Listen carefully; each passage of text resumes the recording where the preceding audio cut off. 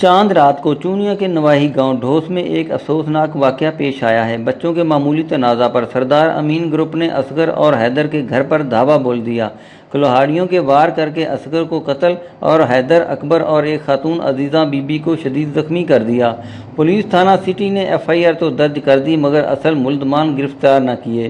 ورثاء کا کہنا ہے جی سردار مین، سردار جوید، ابو بکر یہ بندے آئے نے نام لوں کوئی فراز نال گھر آ کے ٹپے نے، کہاڑیاں ماریاں نے۔ بھائی میرا ہاسپٹل زندگی اور موت کی ساواں چ لڑتا پیا، چاچو میرا ویک ہاسپٹل سانوں انصاف چاہیے، اسی ماڑے بندے ہیں، یہ جگیردار ہے، اسی غریب۔ کہ مرکزی ملزمان امین اور جاوید نے ضمانت کروا کر ہمیں دھمکیاں دینا شروع کر دی ہیں۔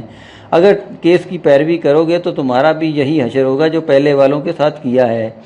ورثاء نے احتجاج کرتے ہوئے کہا کہ ملزمان کو فوری طور پر گرفتار کیا جائے اور ہمیں تحفظ دیا جائے۔ شہزاد احمد بھٹی، آپ تک نیوز، چونیا۔